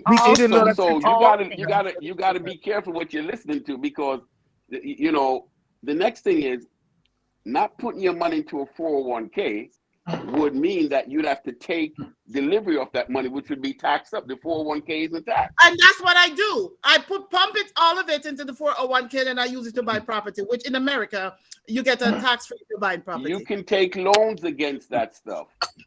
See? Learn right so now. You can take loans against your 401k. So listen, and this is the part I was trying to get at. And I'm not telling, listen, I'm not. So let me just clarify something. 401k is tax deferred. It's tax deferred. It's tax deferred, yes. But that's what I said, yeah. Yeah. You're not taxed on it. Mr. Walton, you are muted. You just said something. And Seymour, you're trying to mute me and mute him. I'm not muting nobody. No, I actually muted myself. I was going to say what brother said because it actually is the Roth IRA is. Yeah. The actual the 401k, the 401, that one it is. And matter of fact, if you pull it out before you 59 and a half, 10%. you get an early penalty fee and you get capital gains tax. So you get a 20% tax on the IRA. So let me ask you a question on that. I took money out of it to pay down on property, and a while back, it's all paid back now. But I don't think that, and I could be wrong when I check that as far as the taxes, it's okay to take it out and buy properties if you're buying properties. So was I taxed at a higher rate? Was I taxed? Is there medical issues too? You know, you'll find if you take it out on medical issues. So there is some waivers on certain things like that. So, because I think I did get a waiver when I was buying property. Yeah.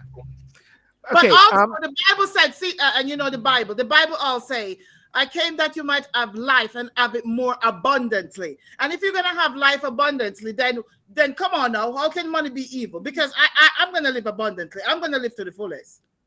Okay. All right. Versus Vita 1 versus 2. Thank you for that. Silver, I'm not a name it and claim it type of guy, you see, because I've named some stuff that I can't even claim. I'm a type of guy. Alton, you're gonna say Alton before I. Can I answer a question earlier though? Because she was asking about the policy, and that's actually like my brother said, it's permanent. It's permanent life, but it's cash value, which is an index universal life policy and a whole life policy. Right. Just like the gentleman, he said, I don't know about over in Jamaica, but here we do have cash value policies where it's actually literally it's tax free. It's under tax code 7702 alpha. Well, excuse me, that's the military in me. No, that's A and B. You know, and literally is dealing with a modified endowment contract. Can you mention the code again? Can you please mention the code again? What code is it? Sure. It's tax code 7702A. Okay. Yes, and then in there is dealing specifically with life insurance, and also in there has what's called a modified endowment contract, which allows the policy owner to be able to put so much money into that policy before it's taxed. Now, if you overfund it, meaning you go over that modified endowment contract, then it becomes taxable. But that's not the one for debt. That's not the one for debt. So if I decided, how do I get that out before I die? Because that is not for. That is the one. That is. I'm a licensed maturity period, Peter. That is the one. That's a maturity period. Yes. Okay. Awesome. Hey, Alton. Do you also push a 529 plan? Because that's something that we don't even do for our kids. I do that. But there is a concept. But I'm just trying to say, in general, the consensus is I had to work hard for my money. They got to do it on their own. Right. Nobody wants to give that step up.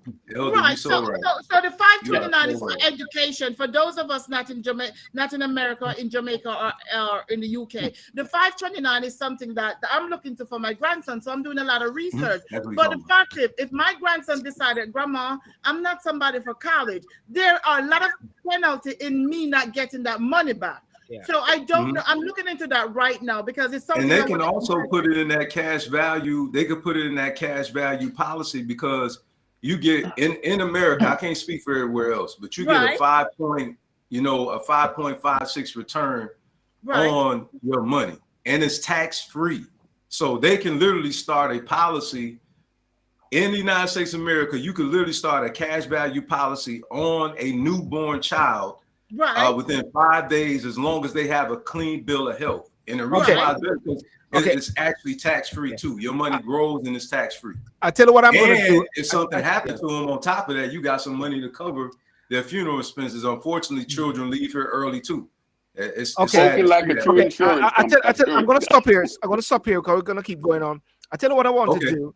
I want Vita to link with Alton, and then I get a percentage. Maurice, I link you with Dr. Davidson in Jamaica or so. We get a percentage as well. So I get a percentage of that. I want to link with the CPA too. I think Vita, I want to link with the CPA too. I think Vita, you need to get a cut because you link us with Maurice, and so Anil, let's monitor those linkages there. I think you need to have some conversation after this. I want to thank. I want to touch on one more topic before we go on about bank charges, which is something going on in Jamaica, and just hear what you guys think. But I just want to thank this particular topic. What is it that you say that we got from this actual topic? The first thing that I got was the foundation of the education. What are some of the key, maybe 5 things that we can leave away with in this particular topic? Maurice, I'll start with you, sir. Okay.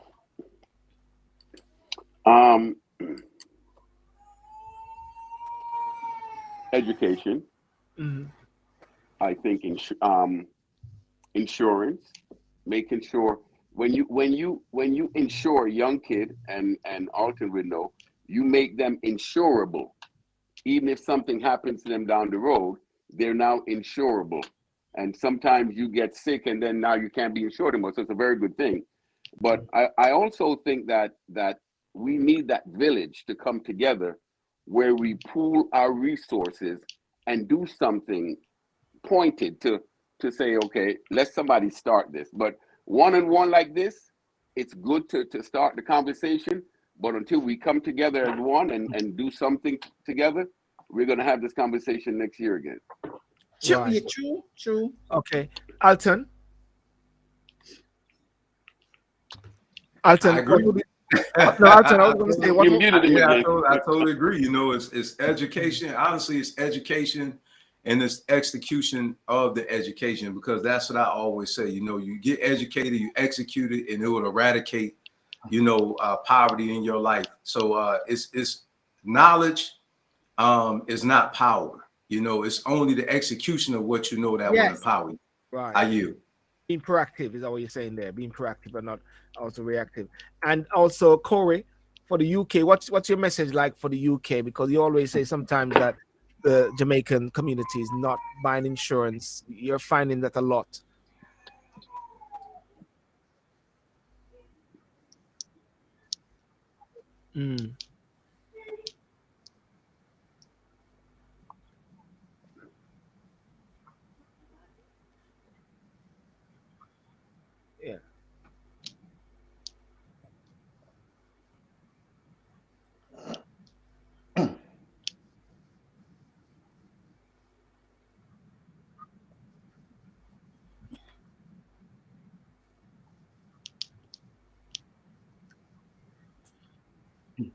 And the GoFundMe, and you also told me about a lot of GoFundMe keeps coming up for people who died.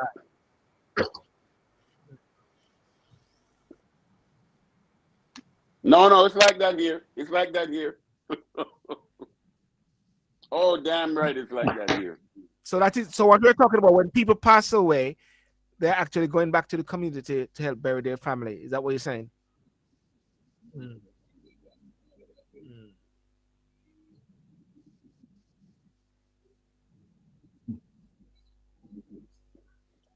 You're in a difficult situation there, my friend. Those people are in their ways. They're set in their ways already, like you said. It's very difficult. Mm. Very difficult. Yeah. Yeah. And O'Neill, what's your take? I think there are two things I said: diversify your investment, manage your risk, and get professional help from investors or advisors. True. Peter? What I learned, and I'm still learning, and what I learned, yes, about the diversify what, even with the 401k, normally we work at a place and we just like 401k. So we just like, okay, 5% or 10%. Because what happened with the 401k is that whatever you put in your company match that. So I max it out because, that's the only way you get that French benefits that they say. But what I would like to say that if you, as earlier you mentioned about the 22-year-old, and I push education because I am passionate about education, but also the fact that, again, the rich dad poor dad is one guy saying go to school, but the guy that went to school was still poor, and the guy that never get the formal education was the one that invests in business. So what I'm trying to do right now is get passive income to make sure that when I'm sleeping, I'm still making money. So in the fact that you can, and I'm learning about cryptocurrency now, and I'm so excited. I'm trying to get into it and learn it. And I get excited every time I go and look at how much I make. And, I invest 1,000 and there's $4,000. I was like, whoa, so the fact is that, excuse me. No. What the heck is that? Yeah. I have a moment right there. I thought it was me. What? What's going on here? Silver, anyways. So what happened? That's what I was trying to find. Sorry, Okay, keep talking. It wasn't, but what happened is that the passive income, and I said this before, as far as when COVID happened, what I did, I find ways of like, how can I invest? What company can, and what I learned is like making certain amounts of money. I brought up 60%, 40% of what I make goes to the government. As a single woman, it goes to the government because the government takes that. So even if you make certain amount, the government take whatever they want, unless you have. But once I start businesses, then I noticed that, yes, you do get that money back. You can use the business, to accumulate that money back. So if you're there and if you're single and you're saying that the government is taking certain amount of money from you, open an LLC. What are you an expert at? What do you do for a living? If it's something you do, whether you love it or not, how can you make money from it? Open an LLC. That way you get your money back. If you're in America, in the Jamaican way, I really don't know, because although I'm Jamaican, I'm still learning how to get back into the situation in Jamaica. But I'm saying open an LLC. You can get your money back. You can claim taxes. You can claim your business, and you will get that money back. So that's how you build work. Get a passive income. 1, 2, 3. Open 3, 4 companies. There's no limitation in the amount of company you can open in America. So the sky's unlimited. And Silver, you know what I also learned from Vita? Money can buy love.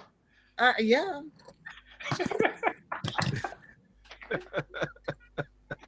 Well, listen, guys. I want to thank you so much for this. Just something I just wanted to pick your brains on in the last few minutes. If anyone can stay on. But in Jamaica, there's been some recent developments whereby there's a controversy regarding the banks charging people a lot of fees for making withdrawal from the cash point or so. Some banks are saying they don't do it, like JMMB. But I don't know if anybody has been following that. Only I don't know if you I have have, seen yeah, I have. that Jody. I thought about it. But it's been a common practice since the 1980s, right? And I think every country has dealt with it differently. Some countries has passed legislation to sort of cap the amount of fees that you could charge. I haven't looked into it too much, Silburn, but Yeah. you know, to me, if you're a bank and you want to attract and keep customers, it's part of your customer service experience. And I haven't looked across the sort of different banks in Jamaica, but I'm sure, as you say, there are banks that don't charge fees. And Yes. this is the time for you to go advertise and get new customers. Jody, I was looking for you. I didn't know that you went. What's your take on this whole thing regarding the bank fees? Since you're there on the ground. Well, it's something that has been a battling factor here in Jamaica. It's not now. It was time when it got really bad, and then people started to rebel, and there were reports and all these things, and then everything started going better, and then it got worse than it was before. Which confuses Jamaican people, because one of the worrying thing is that you will have money in the bank, and then you have the bank send you a statement that you own the bank money. That was worrying, because I got one of them letters because I was no longer using an account, and I stopped putting money in there for different reasons, and I got a letter to say that I owe bank fees. I'm like, huh? Oh, what? How did that happen? I stopped banking with your bank for a while now.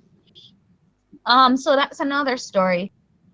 I don't know honestly what's happening with our government and how they're seeming to want to plan how we deal with these issues, but it's a little bit confusing to me, because a lot of it is the people who should get charged money in this country are not getting charged the right amount of money, so everybody has to pay for it. I'm sorry, was that too blunt? No, the rich people, they should be charged. But Jody, here in America, we have to pay a fee. I have a business account. If I don't keep, I have to have $3,000 in my business account. If not, they charge me $15 every month. Yeah, that's so every business. There's every business account has that, Vito. Yeah. I mean, but what Jody, I'm talking about is your business.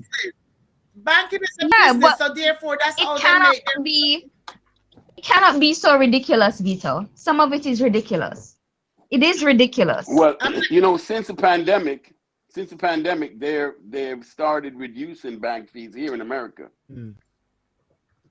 I know Chase has started and Bank of America has started. So I don't know if the other banks are going to continue. But I mean, this is how they make more money on fees than anything else. That's where their money is made. They do. Yeah. I tell you what I realized. What I wanted to comment on, though, before we go, Silburn, was something that What did you say, Can Jody? you guys hear me? Yes, go ahead, Jody. I didn't hear what you said. Yes, something I want to comment on, which I think it was I'm trying to remember his name. Maurice. Did I get the name right? That'd be me. Yes. Yeah, that you said earlier about I'm the only one here who is in Jamaica, right? No, I'm in Jamaica in my heart. In your heart. You don't know where I'm at, Jody. I could be I'm anywhere. in Jamaica since 1990. You never tell where we are, Jody. You are not in Jamaica. Any one of you guys come to Jamaica, I will know. Jody. All right. Jody, Maurice is talking back to you. Yeah. Yes, Maurice. So you had commented on something earlier that really struck a point, which I think is a culture in Jamaica of that. I work hard for money, so my children have to work hard for it too. I think that is a concept that we need to change, because there's no way we're going to build generation if we still have this mindset, and a lot of that still exists here, right? It exists here too in the Black community. Yeah. Yes. And Black community.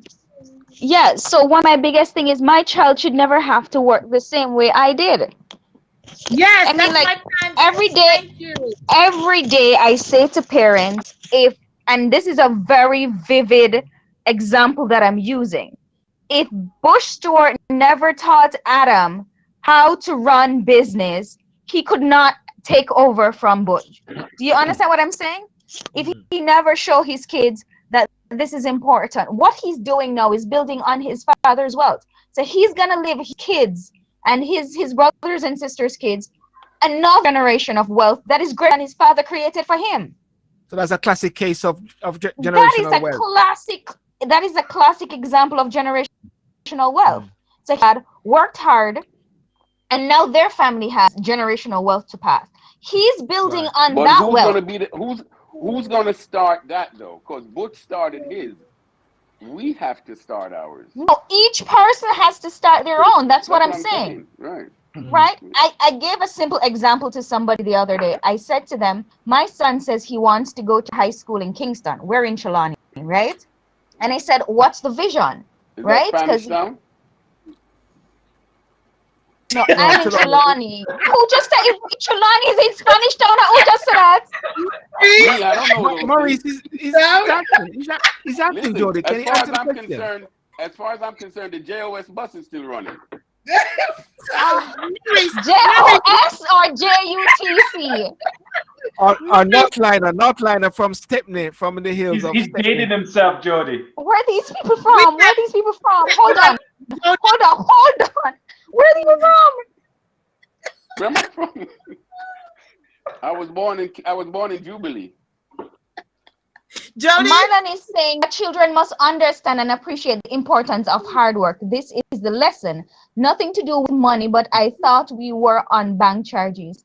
Yes, Marlon, we're on bank charges. We're on bank charges. I was just giving a summary based on what we were talking about and responding to something that Marlon said. While I understand that children need to understand the concept of hard work, it doesn't mean that we have to sacrifice giving them a step up. That's poor people mentality. I agree. You understand? There's no way you can move where you are and bring your children to a better place so they don't have to do what you do. And that is the mindset. Yes. It's a disease and we need to stop it, or Jamaica will forever be poor. Full of poor people who are beg people money and I say, beg your thing, or there's something vitamin. Me just frustrate me now.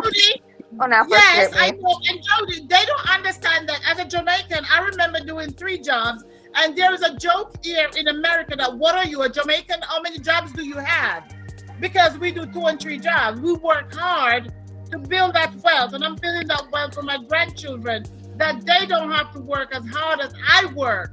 And I don't care, I'm going to build something and leave something for them. All right. Exactly, because they must start somewhere. Yes. Okay.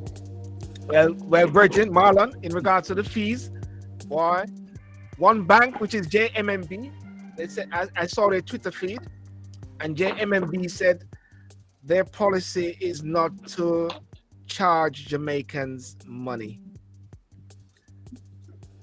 for bank fees. This is what they said.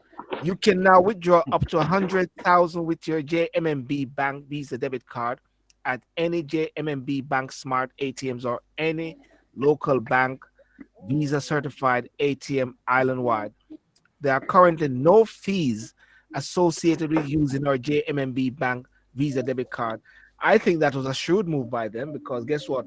People are now starting to withdraw and go to JMMB, because apparently Joan Duncan, this is what I learned, her policy was she believed that it wasn't fair to be charging persons to take out their own money. Now, that's different from a business account, and that's different from an overdraft. Let's be clear. It's different. Let's make that very clear. It's not an overdraft, and it is not a business account. It is people getting their money, their pay, and they want to get the money back. I know Marlon. I am a member of BNBS since I'm not gonna put my age out there. Since I was 6 years old, I was a member of BNBS, and I don't pay a fee. You don't look a day over 25. Thank you, darling. But I do not pay a fee, and this is not a plug. I do not pay a fee in VMBS, Victoria Mutual Building Society. I have that since I was in school in Jamaica, and I do not pay a fee. The only fee I pay when I do a wire transfer from here, it doesn't matter how much I send to Jamaica, I only pay $25 US. And that's something that I love, that VMBS do not charge me a fee. There was one time when my account was dormant because when I left Jamaica in 1996, I didn't do anything with the account. But once I reached out to them and re-established my account, everything was the same. So it's showing now that I was banking with them since I was the age of 6. I'm not gonna say the year, but since I was 6, I've been banking with them. And I'm just saying that I'm not plugging this for them to say they don't charge a fee, but I'm saying that with what happened in Jamaica right now, Mutual Building Society do not charge a fee. You hear that? I've never charged a fee, and it could be that I don't know if it's the amount you have in it. Like here in America, Bank of America, who I have a business account with, $3,000 or you do not pay a fee. Under that, you have to pay $15 per month. So I don't know. Also, because I'm a military family with the Navy Federal, I also do not pay an ATM to pull out. So every time I take money out of the ATM, it's waived because of the military perspective of it. So those are just some banks. Well, that's a credit union, right? That's a credit union, right? It's a credit union also. And not only that, every time I use my account, I get like $200. I get $100 or $200. Every time I use it, they reimburse me. They give me money just to be a part of their members. So those are some banks that if you have military family members, you get money and you bank for free. I'm just putting that out there. Bank of America do charge. Fantastic. Well, ladies and gentlemen, I want to thank you so much for joining tonight on Talking Sip. What are you drinking, guys? There's one more. I am drinking Crown Royal and ginger. What you have to what is that? Jody, what are you drinking? Do you want to know what's in this? Yes, what's that? You sure you want to know what's in this, Vita? Mm-hmm. Yes. White rum. Yeah. Okay. Oh, there you go. Jody's right up my alley. And on that note, that's what I'm drinking. And coffee. And that's his shoes. Well, listen, Maurice, I want to thank you so much for joining tonight at so short notice. Yes, sir. Much appreciated. Jody, this is your gift when I come home, baby. Jay, you know my house is open. Okay, Corey, thank you so much for joining tonight as well. Much respect. Sir Alton B. Walden III. Tell the Queen thank you for allowing you to come on. Tell her hi for me as well. And Jody, all the best. So see you later, Corey, okay? All the best. It's been a pleasure. And all you kings, just positive. Yeah. Jody, darling, I'll talk to you. Love you. Mwah. Wait, say, Peter. Say, guy. Okay. Maurice, big money. Maurice, take care of yourself, okay? All right, man. Take care. Good, man. Cheers. Love you guys. Bye-bye. Alton, we talk to you, okay? Good best. Okay, my brother. Keep the link. I'll link you with those other guys as well, okay? Okay, that'll be good, man. Thank you. I appreciate that. Thank you very much. Okay. All right. Okay. Well, guys, as you know that there's a possibility of Chief Curry coming on next week, Thursday, O'Neill and Jody. We're watching this space. I know you said that's coming on. There's a flyer. And we'll see if that happens. I think he said there might be a question sign in regards to whether he can do it yesterday. But as far as I'm concerned, it is still out there. So O'Neill and I, hopefully all being well, will be undertaking a double sort of interview with him. I believe O'Neill, as we said, it doesn't make sense we keep going around in circles, having the same conversations about the Maroons. Might as well get the chief. Yeah, exactly. Actually, you know what I'm trying to do? You might be able to get it, Silver. And I was trying to see in the parliamentary archives. Yes. Any information about the Jamaican Maroons, because a lot of you get a lot of all these documents out there. I actually was on the website and I was trying to search, but I don't know if you have access, because I'm in the US, you might have access. we should try to pull up to see if we could get some of those first source documents. Yes, definitely. So as we prepare. Well, I mean, maybe what I should do is also try to check Parliament and see if I can get an MP to check out the Queen. Maybe I need to go out to Buckingham Palace and have a chat with the Queen. Yeah, and I think it would be good to ask the question, to pose the question to a member of Parliament or someone that's part of the House of Lords. Yes. In terms of what are their viewpoints in terms of the Maroons, and a question: do they know why it wasn't addressed during the whole constitutional 1962? Right. Yeah. Because there has to be some debate about that. There must be something. There must be something around. Yeah.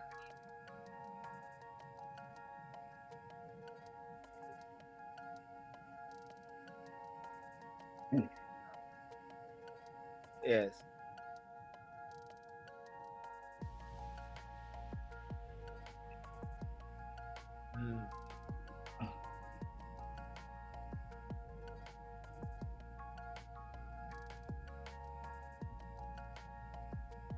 Yes.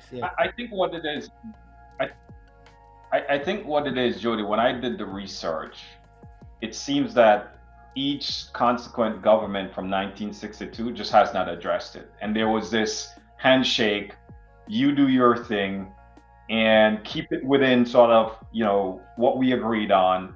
And I think now you have sort of a new generation and they're seeing it a little bit different. And I think because now, back then you didn't have the whole economic development of the cockpit country.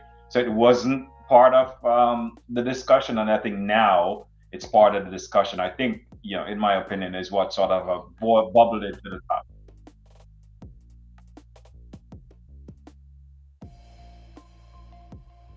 Exactly.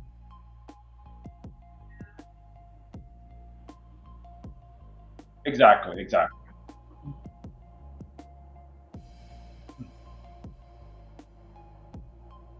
Yes.